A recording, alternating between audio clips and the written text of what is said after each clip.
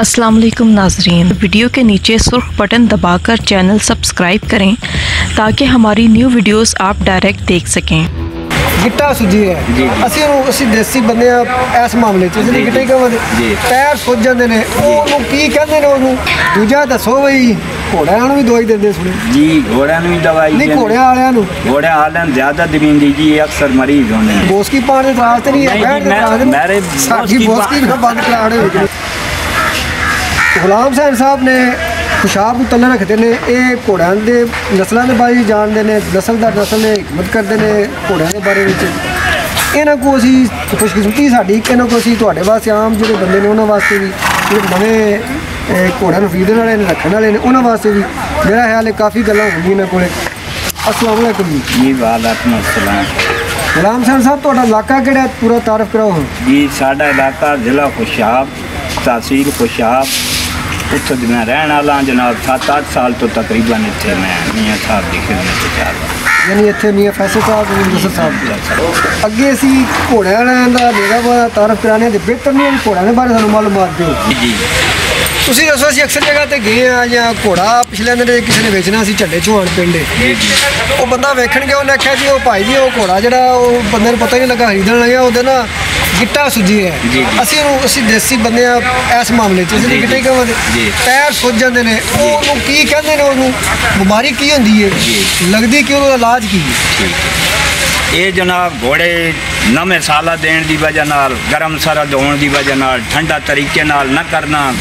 अक्सर तुसी मेले खाड़े से वेखते हो कि मालक स्टेज बोसकी पा के बह वैन घोड़े जेडे सही बह के वो होटलों से बह वैन पकौड़े खाते चावा पीने खर्चा उन्होंने मिले हुए होंगे उन्होंने इस चीज़ का एहसास नहीं होंगे कि बालकों का घोड़ा कीमती ये हथ परान जाया हुआ सन या ये गर्म सरद हो गया उस वजह नाल घोड़े अक्सर जेड़ा ना जी गिट्टे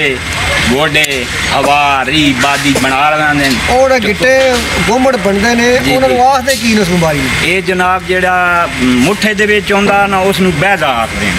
बैदे बना गया जेड़ा गोडे दे विच आउंदा उस नूं अगर हवा होवे तां वो उतरा देन जे तां हड्डी बना वने तां बात नूं हड्डा इस तो बाद अगली आज़ाद थले चकौल आउंदा जी गामची दे उत्ते उस मुठे के उत्ते बैदा बन गया उस उत्ते नदी के उत्ते बेर हड्डी बन गई गोडे दे जनाब जानवर सजेंगे उन्होंने इलाज जेड़ा ना जी वो बात असी जड़ी बूटियां लैके बना के आप इस्तेमाल करें नींव की माँ के ना चढ़न जी जी बिल्कुल सापे नाल गल करने का मकसद है कि घोड़े ना तुसीं आखदे सी बड़ा प्यार लाड करने बड़ा शौक करने घोड़े ले जी उन्होंने हिफाजत भी आपू करे इंजी गल इंजी इंजी सिर्फ पैसे नाल शौक नहीं होंदा जी जब तक मालक सिर ते हाथ ना रखे इतना ताई काम नहीं चलता ये कोई नॉर्मल शौक नहीं भाई ये गल हुई पैसा होया सवेरे वो दे के बाद नवा खरीद घोड़ा गर्म सर्द क्यों होता है गर्म सर्द इस वजह तो होंदा ने जी जेड़ी वजह तुहानू दसी है ना जी ये घोड़े अक्सर ग्राउंड बजाते मालक बोस की पाई हुई होंगी मेले खाड़े ते चार सजन साथी होंगे अपने रिज़्क दा कोई एहसास नहीं बोस की पान रास्ते नहीं है मेरे बोस की पान से कोई इतराज नहीं बोस की पान अल्लाह पाक उन्होंने दिता है लेकिन अपने रिज़्क का भी ख्याल रखा ताकि उन्होंने सही उन्होंने नज़र होनी चाहिए कि घोड़े ने पानी किस टाइम लाया ने गर्म घोड़े ने तो नहीं ला दिता पानी घोड़े ग्राउंड चो निकलते नौकर नाप के बाल्टियां लैके उत्थे बन के बाल्टियां नाल घोड़े ने पानी पिया के गर्म सरद करके मालकों के हवाले कर जी। गुलाम साहब की बड़ी खूबसूरत गल है कि अल्लाह ताला ने ये नेमत नाल वाजे है खुशकिस्मत बंदे उसकी कदर करो उन्होंने घोड़ों की हिफाजत भी करो खुद संभो नाल हो के तां ही ये जानवर ने सौखे रह सकते हैं वरना ने तकलीफ जी मेरा ख्याल है कि अल्लाह ताला भी माफ़ नहीं करता तो घोड़ा इसलिए दौड़ के आता है किन्ने बल्कि कितनी देर के बाद दोबारा जो दौड़ा कम अज कम उस इतना एक वक्फा होना चाहिए जी घोड़ा आवे उदा टांग ढीला करो फिर टोरो तां जो छोटा पेशाब कर ले उस टाइम तक घोड़ा ठंडा नहीं होंगे जिस टाइम तक घोड़ा पेशाब नहीं करता। अच्छा हुण पिछले साल कोरोना की पाबंदी लगी सी जी ਹੁਣ ਅੱਲਾ ਦਾ ਫਜ਼ਲ ਹੈ ਸਾਰੀਆਂ ਅਗਲੀਆਂ ਪਿਛਲੀਆਂ ਕਸਰਾਂ ਕੱਢਦੇ ਨੇ ਜੀ ਜੀ ਤੇ ਸ਼ਾਇਦ ਕਿਸੇ ਸਵਾਲ ਕੋੜਾ ਵੀ ਲੱਗੇ ਹਾਂਜੀ